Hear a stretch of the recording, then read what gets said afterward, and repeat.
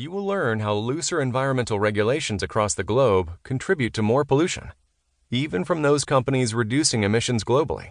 And you'll also see the state of responsible investment and asset allocation, and how ESG-focused investment is becoming mainstream.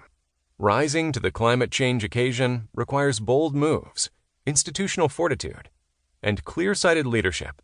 The second section outlines key considerations for reducing adverse climate impacts, responding to climate change in the present tense, and moving away from incremental steps to more holistic, whole-of-business strategies, from folding carbon reduction into your everyday operations to building organizational resilience in the face of catastrophe.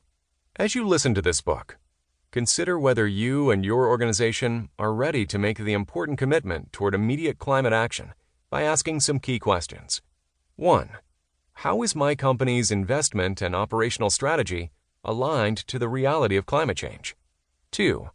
Is my organization ready for a zero-carbon future and ready to respond to the emerging pressure of stakeholders, employees, and customers? If not, what steps do we need to take to become ready? 3. What new business models or innovative products can my company pursue to reduce emissions, encourage dematerialization, and contribute to degrowth? 4. Should catastrophe strike, how will my organization respond to protect people, communities, supply chains, and other assets? Are we prepared for such instances? 5. What policies should I as a leader be backing? And how can I lobby these policies? Who should I be speaking to? And how can I make my commitment to climate action known to the public? Much can be done to fight climate change, and it is up to organizations to join the charge. Leaders must make resilience, equilibrium, and true stakeholder capitalism a way of life. Reframing climate change as a business imperative and unique market opportunity is a necessary part of this change. The time is now.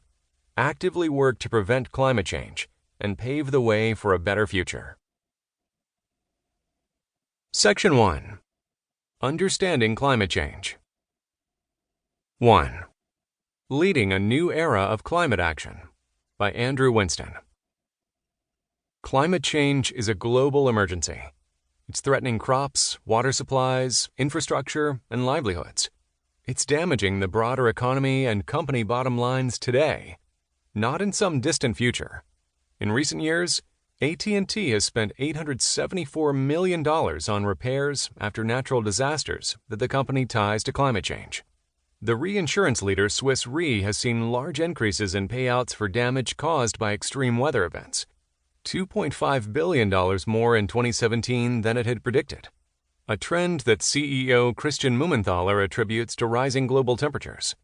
If we don't move quickly toward action on climate, says Mark Carney, the Bank of England governor, we'll see company bankruptcies and raise the odds of systemic economic collapse. Corporate leaders are at last absorbing this. Nearly every large company has significant plans to cut carbon emissions and is acting. But given the scale of the crisis and the pace at which it's developing, these efforts are woefully inadequate. Critical UN reports in 2018 and 2019 make two things clear. 1. To avoid some of the worst outcomes of climate change, the world must cut carbon emissions by 45% by 2030 and eliminate them entirely by mid-century. 2. Current government plans and commitments are not remotely close to putting us on that path. Emissions are still rising.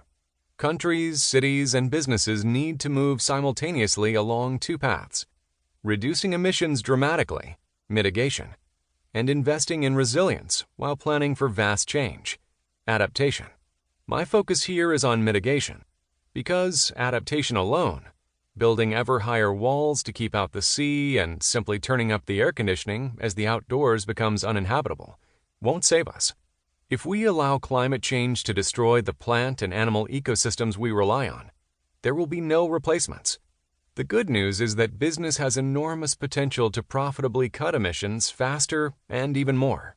If the main question for business were still, which actions will both cut emissions and create short-term value, we know the answer.